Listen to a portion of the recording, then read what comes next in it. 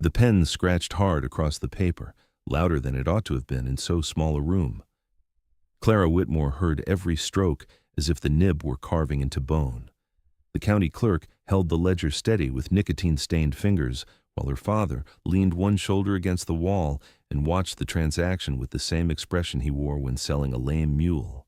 Outside, wagon wheels rolled over frozen ruts. A gust of March wind rattled the window glass and pushed the smell of mud and coal smoke through the frame. No one in the office spoke until the clerk sanded the wet ink. "There," the man said. "Debt transferred." Her father straightened. "Then we're done."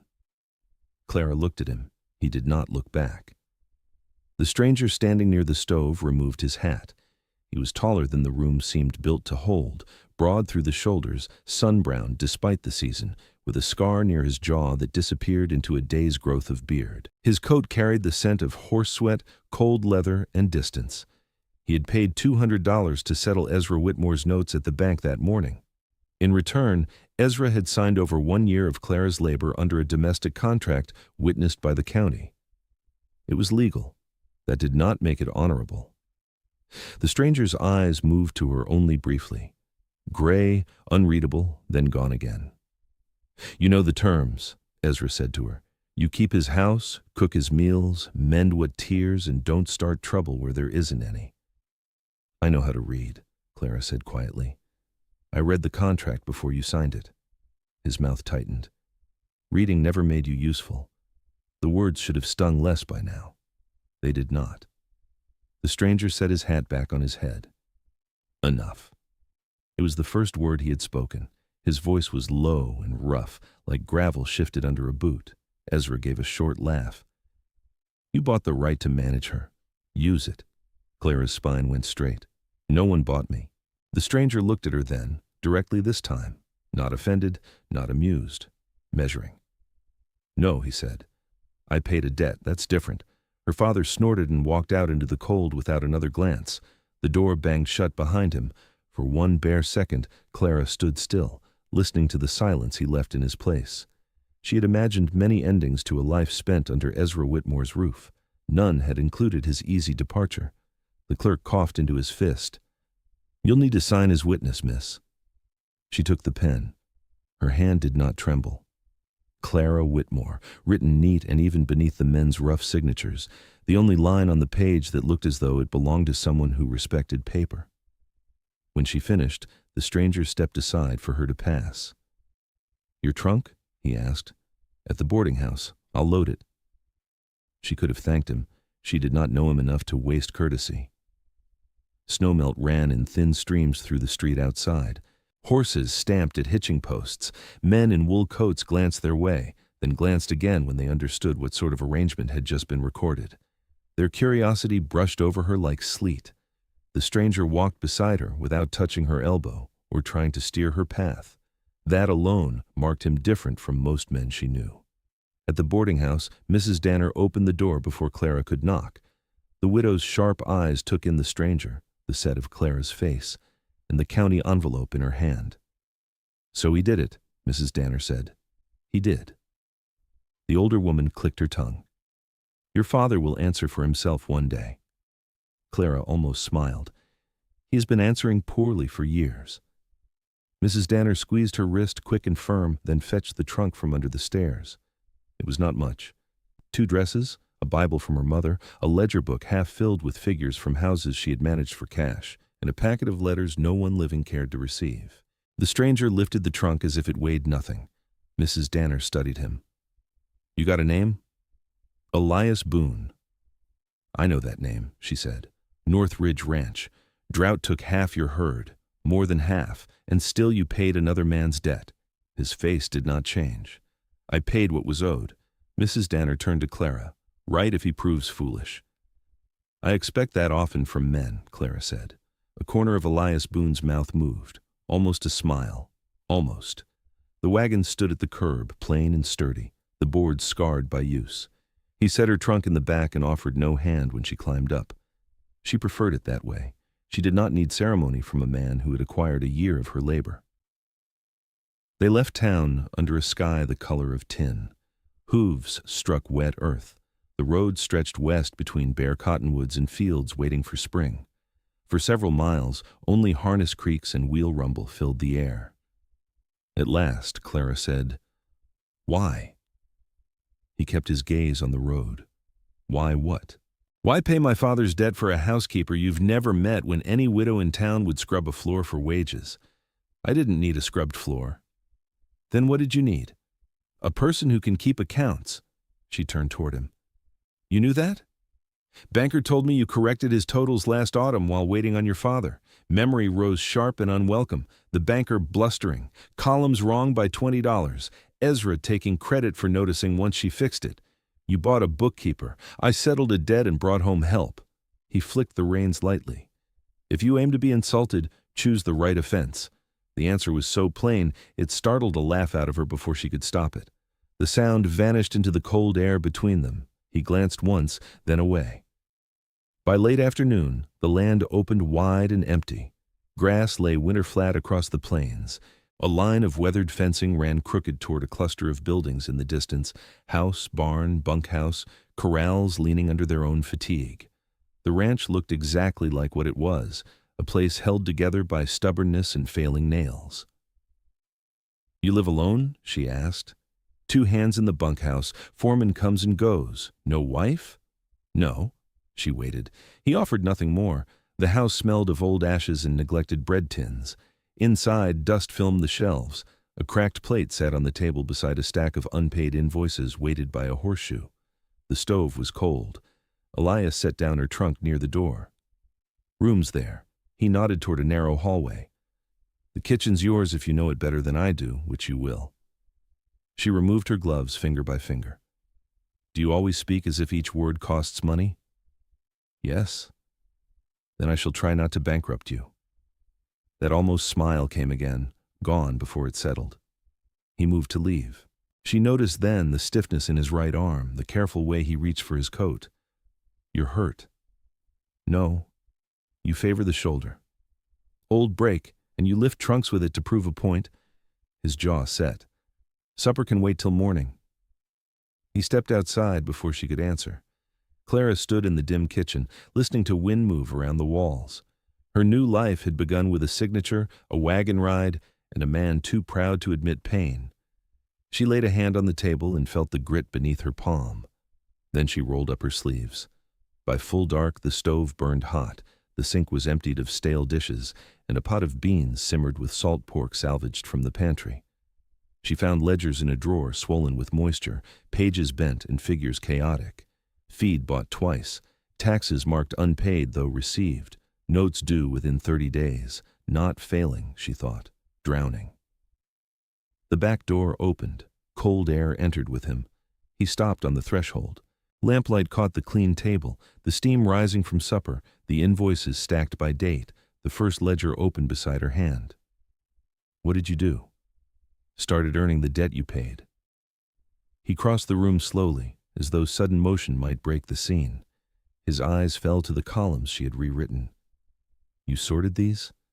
They were a disgrace. They were sufficient. They were lying to you. Silence stretched. The beans bubbled softly. Somewhere outside, a loose hinge knocked in the wind. At last he said, Sit.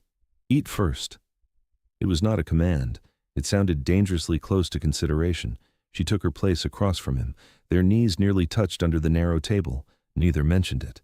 He tasted the beans, chewed once, then looked at her with visible suspicion. What? This is good. I should hope so. It is only beans, not witchcraft. That time the smile nearly happened for certain. He ate 3 bowls. Later, after she'd carried hot water to the washstand in the small room off the hall, she unpacked it with a lamplight. The mattress sagged. The blanket smelled of cedar and long storage. Better than her father's house. Better by measure of silence alone. She was brushing out her hair when a hard knock sounded at the front door. Voices followed. Men's voices, sharp with drink. Elias answered. She could not hear his words, only the shape of refusal in them. Then another voice rose clear enough to reach her room. Heard you bought yourself a woman boon. Thought we'd come see what kind. Clara set down the brush. Something heavy struck the porch rail outside. Boots shifted. The wind carried laughter. Then Elias spoke, low and lethal. "You got till I count 1. The house went still. And in that stillness, Clara understood the danger outside was nothing beside the man who had just brought it to a halt. No one answered him at first. The porch boards creaked under shifting weight, then a bottle rolled and struck the step below with a hollow knock. Clara stood inside her room with one hand on the washstand, every sense sharpened by the thin wall between her and the dark. At last, the stranger outside gave a forced laugh. "No cause to growl, Boone. We were only jesting." 1. The single word landed harder than any shout. Boot heels scraped wood. Someone muttered a curse. Then came the sound of men backing down from danger they had suddenly measured more accurately than before. The laughter was gone now. So was the drink-thick swagger. "We're leaving. Do that." A moment later, horses snorted in the yard. Leather creaked, hooves struck frozen ground, and the riders disappeared into the night. Elias closed the door with deliberate care. Clara waited for him to come down the hall. He did not.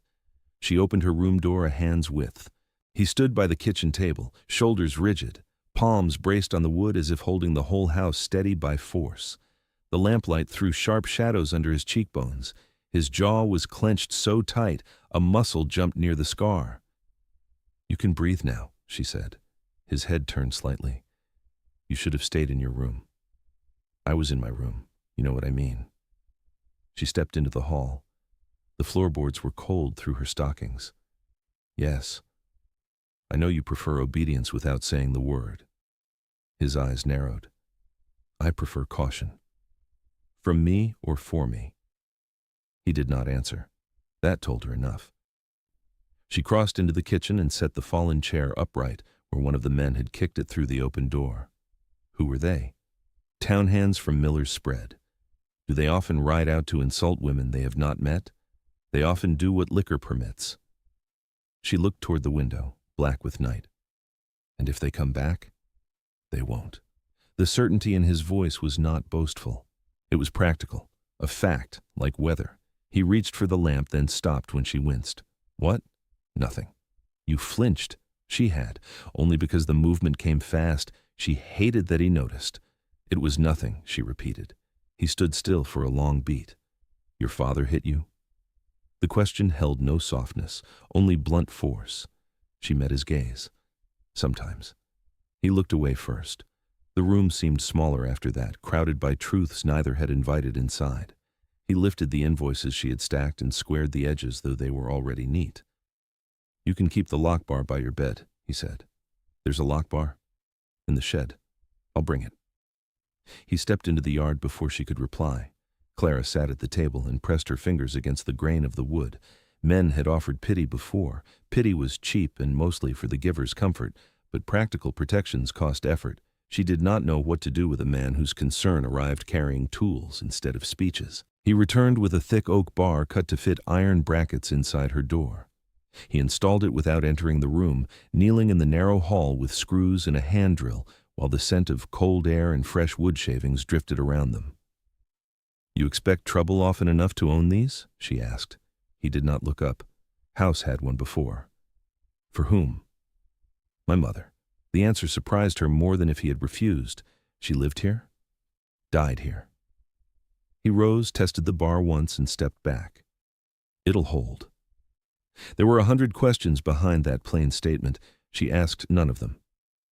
"Thank you," she said. He gave a short nod and went to the porch with his bedroll under one arm. She followed to the doorway. "Where are you going?" "Outside. It is below freezing." "I know numbers. You mean to sleep on the porch?" "Yes." "Because of me?" "Because the town talks enough already." The wind lifted the edge of his coat. Beyond him the yard lay silvered under moonlight, the barn roof pale with frost. "You own this house?" she said. "I am the one under contract. If anyone should sleep on a porch to satisfy gossip, it would be me." He faced her then, expression hard as cut stone. "Go inside, Clara." It was the first time he had said her name, not Miss Whitmore, not woman, or Clara. The sound of it in his rough voice struck somewhere low and hidden in her chest. She hated that he would never know it. Without another word, she stepped back and shut the door. Sleep came late and thin. The unfamiliar mattress dipped beneath her hips. The house creaked around the wind. Once, near midnight, she heard boots crossing the porch and the soft cough he smothered in his sleeve. She nearly rose to bring him another blanket. Pride kept her still. By dawn, the room held a knife-edge cold. Frost feathered the inside corners of the window. Clara dressed quickly and went to the kitchen. He was already there, feeding kindling to the stove as if he had not spent the night outdoors. His hair was damp from the pump, his jaw freshly shaved except for the scar line. A bruised, dark weariness lived beneath his eyes. "You're stubborn," she said. "Yes." She set flour on the counter. "Good.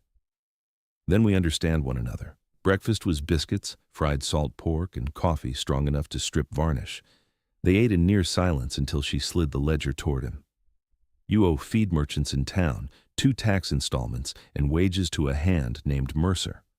I know what I owe. You know pieces of it. I know totals." His mouth flattened. "Say it. You're paying double freight on grain because no one corrected last year's contract." He took the page, scanned the columns, then looked again more carefully. "How did you see that?" "The same way I see you bought lamp oil twice in 1 month from 2 stores because you forgot the first purchase. I didn't forget. You misplaced the receipt under a branding invoice and never matched dates." A muscle moved in his cheek. So she could not tell if she had angered him or cornered him with the truth. At last, he pushed back from the table. "Harness up." "For what?" "Town." "Already?" "You found leaks. We stopped them." She set down her cup slowly. "You believe me?" I believe numbers. It ought not to have pleased her. It did. The wagon ride to town passed under a hard blue sky.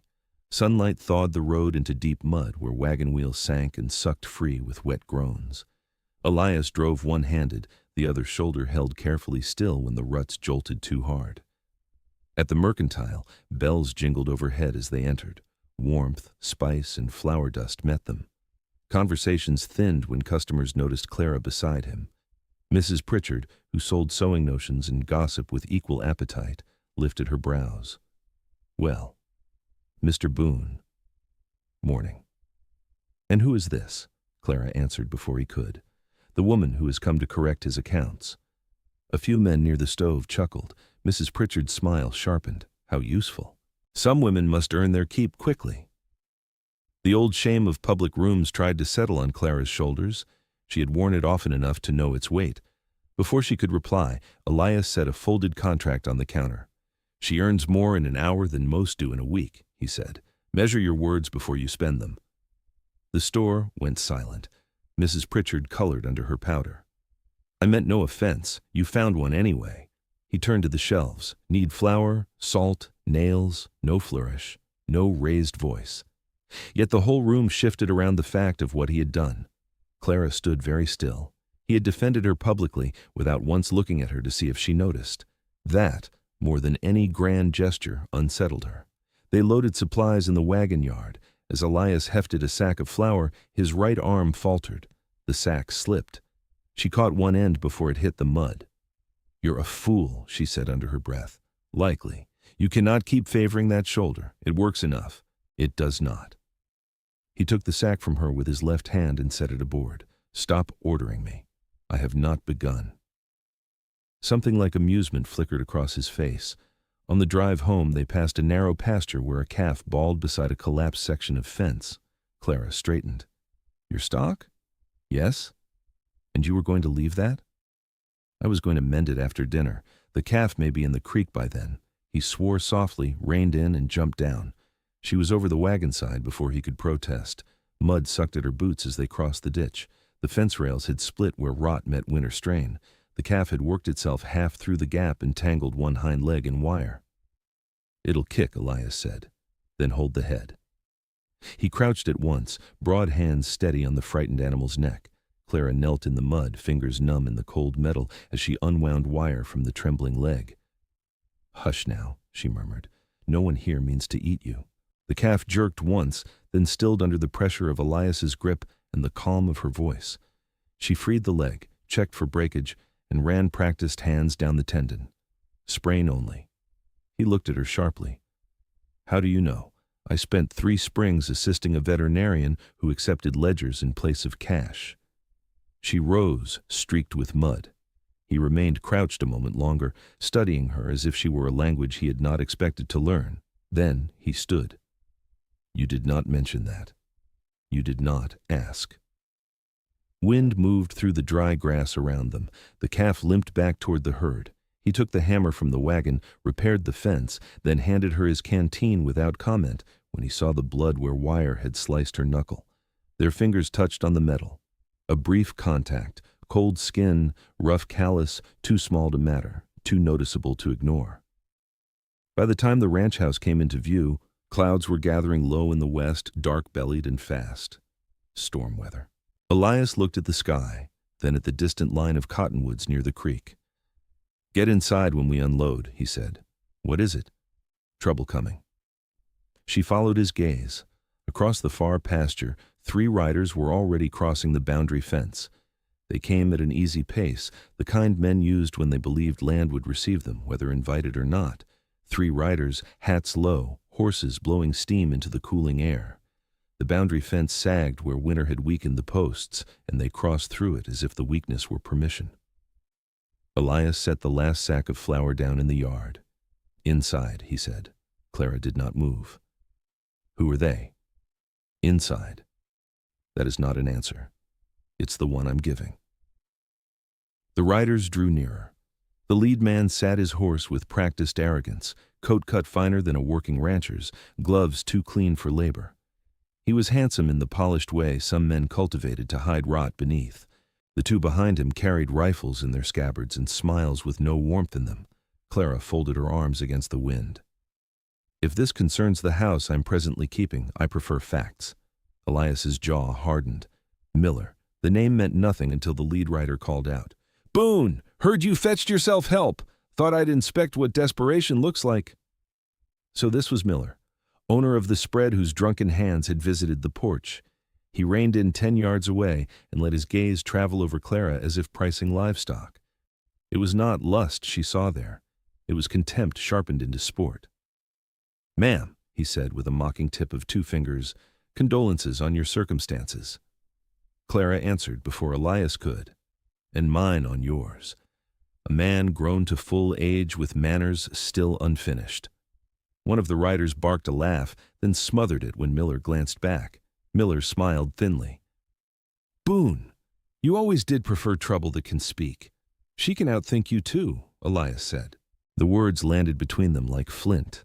Clara kept her face still, though something warm and dangerous moved under her ribs. Miller's smile vanished. I came on business, you came uninvited. Same thing where your fences fail. He pointed his crop toward the west pasture. Creek rights are under review at the county. If your mortgage falls through, access shifts to my side.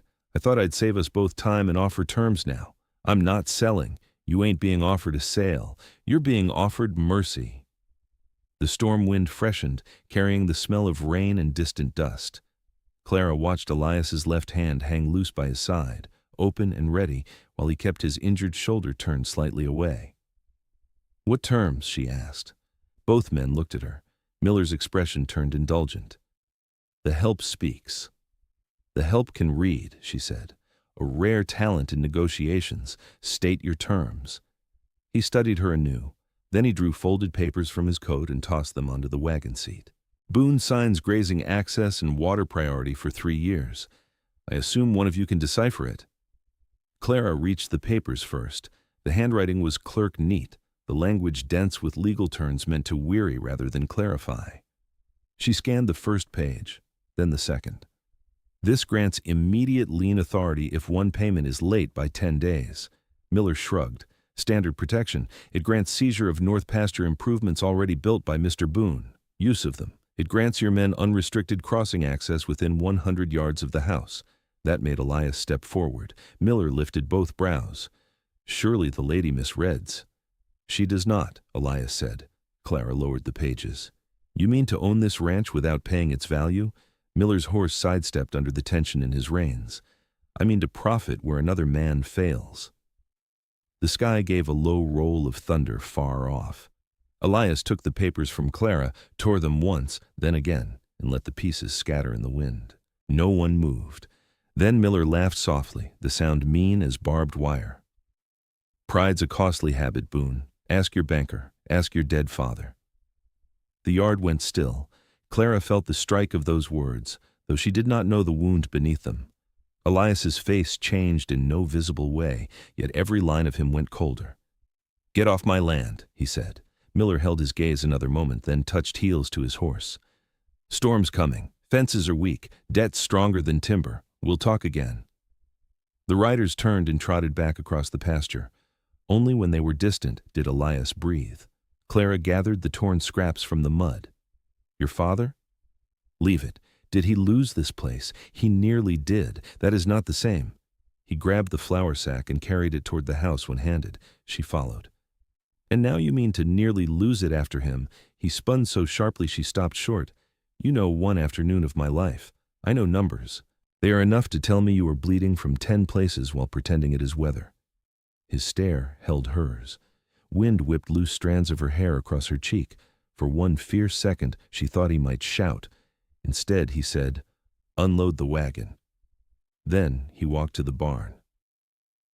The storm broke before sundown. Rain struck the roof in hard sheets. The yard turned to churned brown mire. Thunder rolled close enough to rattle crockery on the shelves. Clara carried sacks, tools, and lamp oil inside alone, until she was wet through and mud to the knees. When she entered with the final crate, Elias was at the table, stripping old tack leather into binding straps. "You left me to do all of it," she said. "You chose to keep talking. I chose to keep working while you nursed your temper." He set the knife down with care. "You don't know what you're speaking on. Then enlighten me." Lightning flashed white through the window. In that stark instant he looked less like a hard man than a tired one.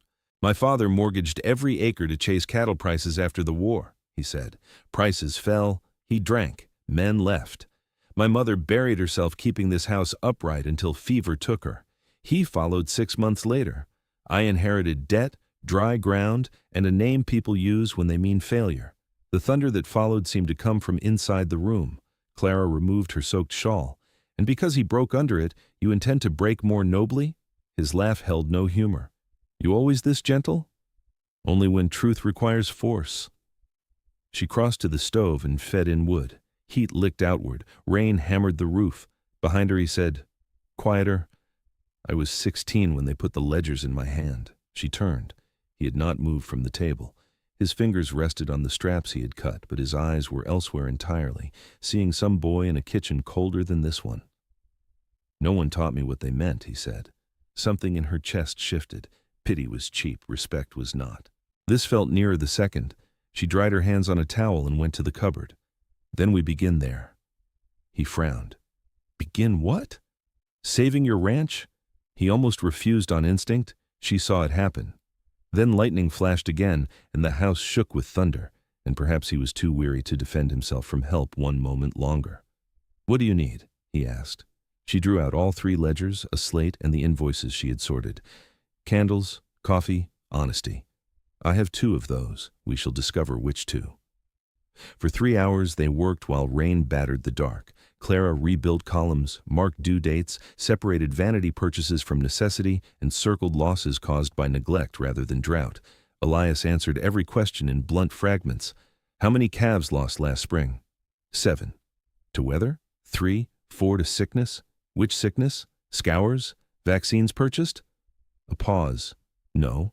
She looked up. "Why?" "Couldn't spare cash. You could not afford not to." He accepted the rebuke with a grim set of mouth that told her he had already given it to himself.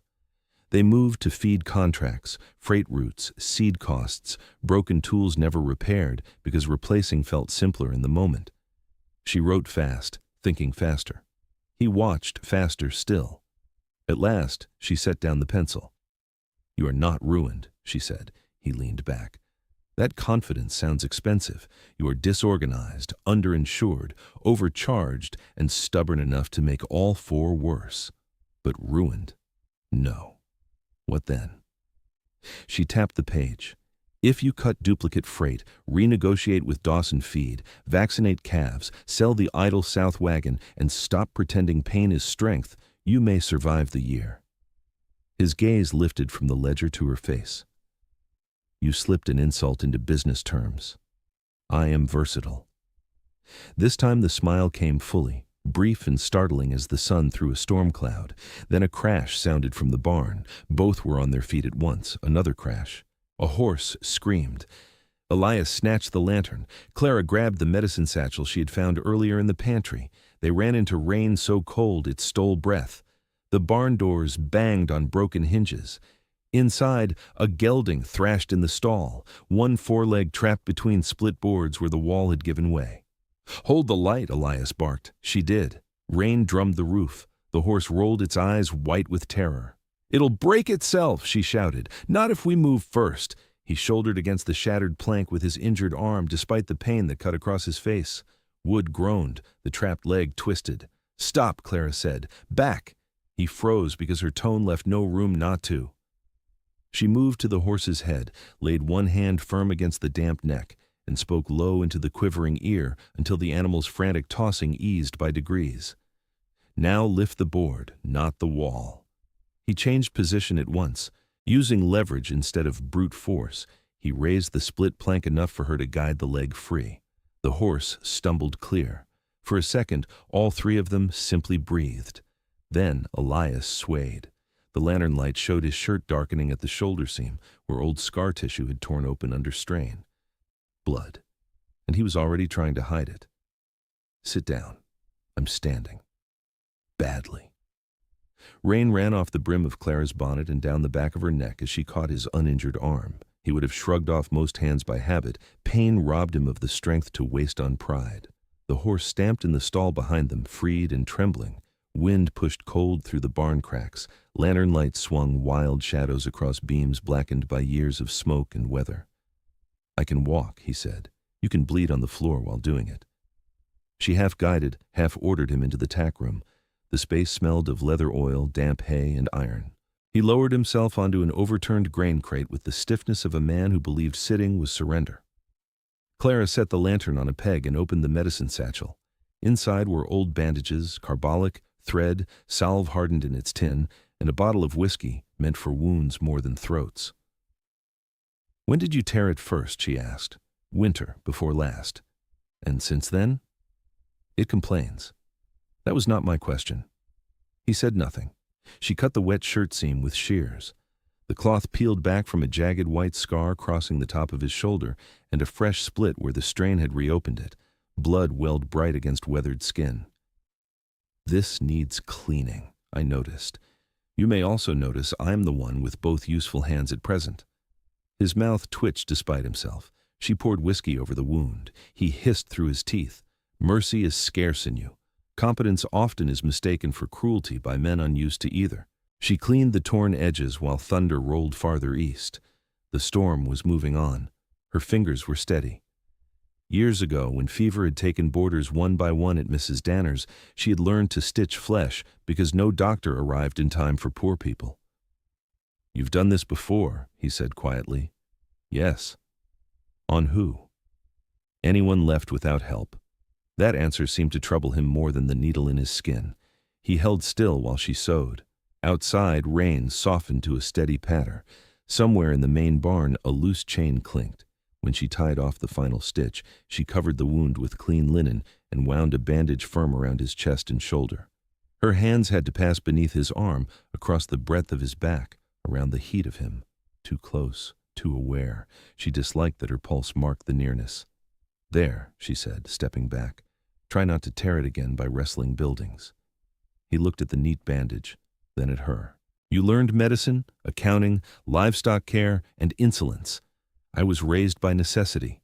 It teaches broadly." He stood more carefully this time.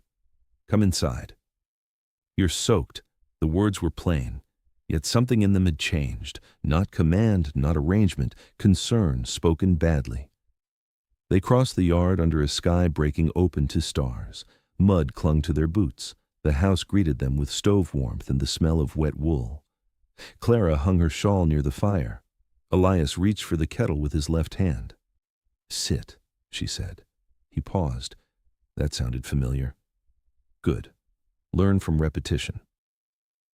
She brewed willow bark tea for pain and set it before him. He drank without complaint, which told her more of his discomfort than any groan would have. The next morning dawned clear and sharp. Frost silvered the trough rims. By the time Clara entered the kitchen, Elias had already hauled water one-handed and split kindling badly with his left. She took the axe from him. "I was managing." "You were embarrassing yourself." He watched as she set the block, measured the grain, and split the next log clean in two. "That skill as well?" he asked. "Wood is honest. It breaks where struck. Unlike people, unlike some." By breakfast she had drafted a list and pinned it beside the stove with a butcher knife. He read it in silence. Sell South Wagon. Meet Dawson Feed. Vaccinate calves. Repair west fence before calves drop. Collect overdue note from Harlan Pike. Inventory seed. Hire temporary hand for branding week. Stop lifting sacks with injured shoulders. His eyes stopped on the last line. That one is not business. It is if your body is part of operations. He folded the paper and tucked it into his pocket. "You forgot to argue," she said. "I'm conserving strength." 3 days passed. The rhythm of the ranch began to reveal itself. Dawn smoke, boots on porch boards, horses breathing steam in the yard, the far lowing of cattle across pale grass. Clara rose before light, baked bread, balanced figures, and learned where every tool had been abandoned by men certain they would remember later. They never had. Elias rode fence lines, checked stock, and returned with new respect hidden poorly beneath gruffness. He no longer moved invoices when she worked. He brought receipts to the table without being asked. On the 4th morning she found a parcel beside her plate. She looked at him across the table. "What is this?" "Open it." Inside lay a pair of sturdy gloves lined in wool, new from town. My old pair were serviceable. They were split at both palms. "You noticed?" "Yes." He poured coffee as if the matter bored him. Winter isn't over. The gift cost him money he did not spare easily. That made it more intimate than flowers ever could have been. "I didn't ask for these," she said. "I know." She slid them on. "They fit." "Thank you." He grunted and studied his cup. That afternoon they rode to Dawson Feed together. Clara sat beside him in the wagon, ledgers on her lap, wind cutting red into her cheeks. At the feed office, Mr. Dawson, a fleshy man who sweated indoors in March, greeted Elias with false sympathy. "Boone. Time still lean?" "Leaner when overcharged," Clara said. Dawson blinked. "Beg pardon?" She laid the contracts on his desk and tapped 3 freight entries. "You billed North Route hauling after the bridge reopened to standard traffic. 6 months of inflated charges. That's clerical confusion. No, it is profitable arithmetic." Elias said nothing. He simply stood beside her like whether one could not move. Dawson licked his lips. "Now see here, I do," Clara said, "and I see county auditors enjoy neat examples when fraud reaches them." The man's complexion went mottled. He reached for fresh paper. "What would satisfy you? Revised rate going forward, credit for prior overcharges, delivery by Thursday." He glanced to Elias. "You let her speak for your business?" Elias's answer came without hesitation. "When she knows more than I do, yes," Dawson wrote quickly. Outside, the air smelled of thawing earth and manure. Clara tucked the new agreement into her satchel. "You might have warned me he was a coward," she said. "I was curious how long you'd take him apart." She looked at him sharply. There it was again, that near smile, easier now. In town they stopped at the mercantile for lamp oil and seed packets. Conversation dimmed as they entered, then resumed in murmurs.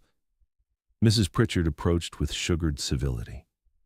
"Miss Whitmore, I hear you've become indispensable."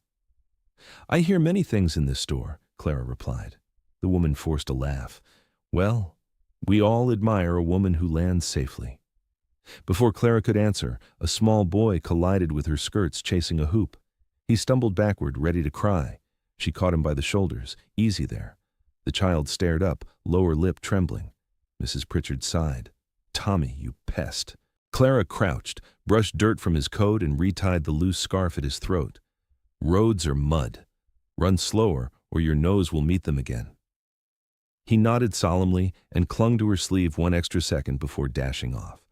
When she rose, she found Elias watching her with an unreadable expression. What? Nothing. It was clearly something. He took the lamp oil from the shelf. You're good with frightened creatures. She should have laughed. Instead, warmth climbed unexpectedly into her face. On the drive home, he said, Mercer's quitting after branding week. The hand you owe wages? Yes. Can you replace him? Not easy. Miller's paying high to draw men over. She considered the fields rolling by. Then we make this place worth staying for reasons besides pay. He glanced over. And how do you propose that? Hot meals, fair books, predictable wages, dry blankets. Men endure hard work if not needless contempt. You've managed labor before. I managed boarding houses full of traveling salesmen. Ranch hands may be simpler. That earned a rough laugh from him, brief and genuine. By dusk, they were home. Clara kneaded dough while Elias repaired tack at the table.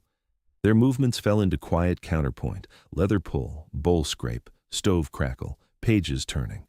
Without looking up, he said, Why did your father say you were worth nothing? The question entered softly and struck deep. She kept kneading. Because my mother died, birthing a son who died with her. Because I learned sums faster than sewing. Because men who fail often need a witness to blame. He set down the strap. He was wrong. Flour dust hung in the lamplight between them. She did not trust herself to answer at once. At last she said, Yes. It was the first time she had spoken that truth aloud. A hard knock sounded at the door. Both heads turned. Another knock, urgent this time. Elias rose. Stay here. He opened the door to reveal Ned Mercer, hatless, breathing hard, mud to the knees. Boone, the hand gasped. West pastures burning. Flames ran low and fast through the winter grass, orange lines under a black sky. Wind drove sparks toward the west fence, where dry cedar posts waited like kindling. Clara reached the yard as Elias saddled 2 horses with one good arm and pure speed. Bucket line won't touch that, Mercer said. It won't, Clara answered. Plow it. Both men looked at her. She pointed toward the shed. Turn the soil ahead of the fire. Bare earth stops grass burn if the line is wide enough. Elias was already moving. Harness the mule. They worked by lantern and moonlight. Mercer dragged the plow while Elias drove, cutting a raw stripe through the pasture. Clara rode the edge with a wet sack, beating out sparks that leapt the trench. Smoke clawed her throat. Heat licked her skirts. Twice the wind shifted and sent cinders into her hair. Back! Elias shouted. She ignored him and smothered another flare against the fence post. When the main line hit the fresh earth, flames bucked, crawled, then died in hissing patches. By dawn, only smoke remained. Mercer spat black ash. Never seen a woman save pasture with a plow order. Clara coughed. Then widen your education. Elias said nothing until Mercer left for the bunkhouse. Then he took the singed edge of her sleeve between 2 fingers. You could have burned. So could your fence. That was not equal value. The words came rough and immediate before caution could stop them. He released the cloth at once and stepped back. She felt the echo of his touch long after it was gone. They slept 2 hours and rose again because cattle in debt honored no exhaustion. By afternoon, Clara was in the kitchen marking losses from the fire when a buggy rolled into the yard. Miller climbed down with the county deputy beside him. The deputy removed his hat. Mr. Boone, complaint's been filed regarding unlawful diversion of creek water. We diverted nothing, Elias said. Miller spread his hands. Then an inspection will clear you. Clara watched the deputy's papers. Wrong seal, wrong docket format. She had copied enough county notices to know. May I see the order? She asked. Miller smiled thinly. Business for men. The paper, she repeated. The deputy hesitated, then handed it over. Cheap ink, no clerk signature. The legal description named the South Quarter section, land Boone did not own.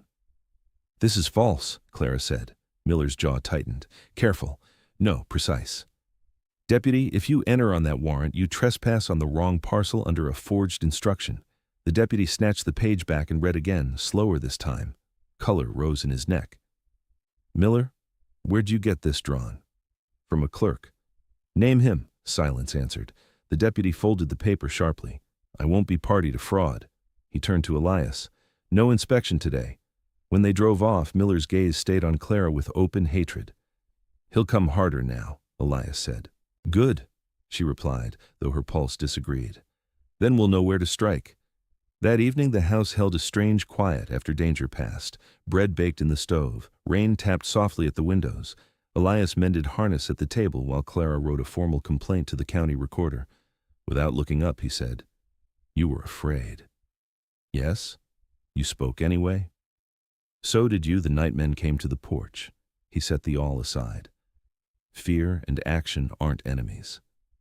No, she said, only strangers. The words settled between them with the warmth from the stove. When she rose to fetch more ink, her chair caught the rug. She stumbled. Elias stood so fast his knee struck the table. He caught her by the waist before she hit the floor. For one suspended second, neither moved. His hand spanned the small of her back. Her palms braced against his chest. She felt the steady pound of his heart under linen and scar. You're safe, he said, but it sounded as though he told himself. She should have stepped away first. She did not. Then he released her carefully, as if letting go cost effort.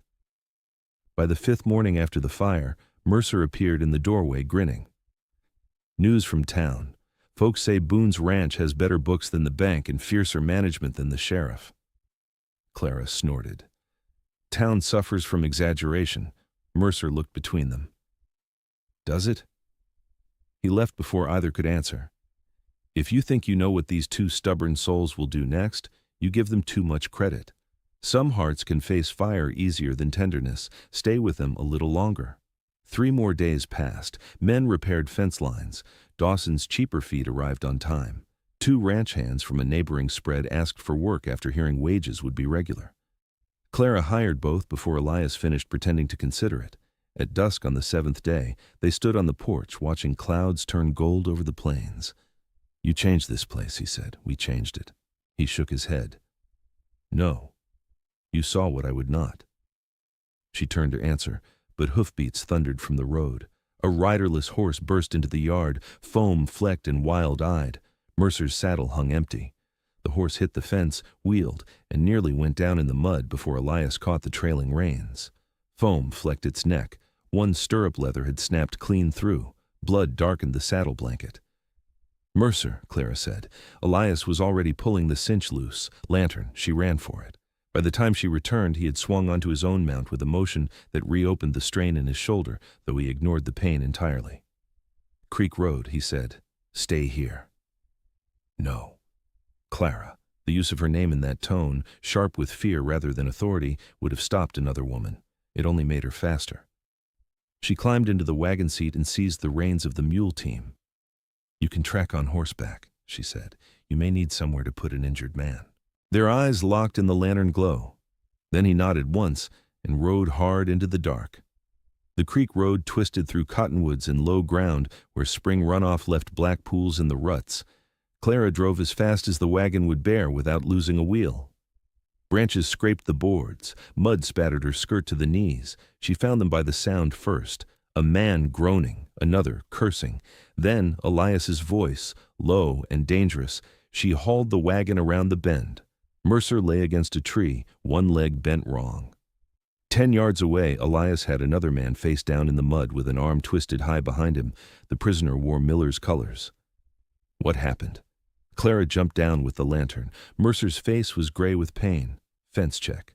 2 men jumped me, said I'd best work elsewhere. The bound man spat mud, should have minded his warning. Where's the other? Elias asked. Mercer pointed weakly downhill. Ran. Clara knelt beside the broken leg. Tibia, likely. Splint first, move second. The attacker laughed. You ain't a doctor. No, she said, which makes it fortunate I do not require your opinion. She cut saplings, patted them with a blanket strip, and bound Mercer's leg tight while Elias tied the prisoner to a tree trunk with his own belt and reins. We take Mercer first, she said. And him? She looked at the man in the mud. He can wait with his choices. They loaded Mercer into the wagon. Elias climbed beside her, breathing hard now that action had paused. You're bleeding, she said. Later. No, now. She lifted the lantern. Blood seeped through the bandage at his shoulder. He stared ahead. Drive. so she drove. By midnight, Mercer was settled in the bunkhouse with his leg set and wrapped. One of the new hands rode to fetch the deputy. The attacker was collected at dawn, loud with threats until irons touched his wrists. By noon, the whole county knew Miller's men had ambushed a ranch hand on Boone land. That afternoon, Miller came himself. He rode into the yard alone, immaculate as ever, anger bright beneath his polished manners. Clara stood on the porch with the account book in hand. Elias came from the barn carrying nothing at all, which somehow looked more dangerous than a rifle. You've gone too far, Miller said. You sent men to cripple mine, Elias replied. I sent no such order. You hired cowards who guessed your wishes. That counts the same. Miller's gaze cut to Clara. This began when you meddled. It began when you mistook greed for intelligence, she said. His horse sidestepped under the force of the reins. You think county talk protects you? No, she said calmly. Paper does. She held up the ledger. Miller frowned. What nonsense now? Harlan Pike paid your note to the bank 3 months ago, yet you claimed default fees against him and took 30 heads in collateral. He came yesterday to ask if I knew a way to read the filing. For the first time since she had seen him, Miller lost color. Elias looked at her sharply. Yesterday? You were repairing the north gate. She turned back to Miller. I sent copies to the recorder this morning, along with Dawson Feed's corrected freight statements and the forged warrant presented by your deputy friend. Miller's jaw worked soundlessly. She stepped down from the porch. Wind lifted the hem of her dress. You have preyed on men too proud to ask help and too tired to read every trap. That season is over. He looked to Elias, searching for some man-to-man rescue from the humiliation of being bested by a woman. He found none. Get off my land, Elias said. The same words as before. They carried more now. Miller stared another heartbeat, then wheeled his horse and rode out through the open gate, mud splashing his fine boots. He did not look back. The yard stayed silent after he vanished. Mercer, pale on his crutch in the bunkhouse doorway, let out a low whistle. One of the hands grinned openly. Even the horses seemed easier in their stalls. Clara exhaled slowly. He may still fight. He'll do it in court, Elias said, where he can lose in public.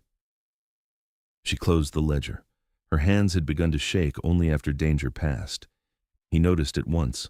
Without a word, he took the book from her fingers and set it aside on the porch rail. Then he covered her trembling hand with his larger one. Warm, steady, certain. You're done carrying it for today, he said. The gesture was small. It undid her more than any speech might have. That evening the ranch hands celebrated with coffee, cards, and loud retellings that improved Clara's lines and worsened Miller's dignity with every round. She escaped to the porch at dusk where the plains lay, washed clean after rain. Bootsteps sounded behind her. Elias stood in the doorway, shoulder freshly bandaged, hair damp from the pump. You should be resting, she said. I am. He came to stand beside her. The porch boards held both their weight. For a long moment they watched swallows cut through the fading light. Then he said, When you first came here, I meant to survive the year and part ways fair. She kept her gaze on the horizon. That was the arrangement. It no longer suits me. Her breath caught once, quietly. He continued as if forcing each word through the ground too hard for easy planting. You turned this ranch profitable. You defended what was mine before I knew how to defend it myself. You made men want to work here. You made this house feel lived in. He faced her fully now. Clara. Her name in his voice was different again. No edge, no caution. Home. I do not want your year, he said. I want your life, if you'll have mine with it. No flourish, no kneeling performance. Just a plain man offering the whole truth he possessed. She'd imagined once that if love ever found her, it would arrive dressed in grand language. Instead, it came smelling faintly of cedar soap and healed leather, standing awkwardly on a weathered porch. It was better than anything she had imagined. Yes, she said without hesitation. Something unguarded crossed his face, relief so deep it was nearly wonder. He touched her cheek with the backs of his fingers first, as if asking once more. Then he kissed her slowly, carefully, like a man who respected breakable things and had finally learned some were willing to trust his hands. The sun sank behind the far ridge. Lamps glowed warm through the kitchen window. Laughter drifted from the bunkhouse. Weeks later, when the county ruled against Miller and Harland, Pike reclaimed his cattle. Folks in town said Boone Ranch had been saved by luck, by weather, by market turns. Those who knew better said less. At dusk, if anyone passed the road, they might see a man and woman on the porch, sharing silence easy as breath. Sometimes he brought her ledgers to review. Sometimes she brought him coffee. Sometimes nothing at all was needed. Her father had said she was worth nothing. The man who paid his debt spent the rest of his life proving otherwise.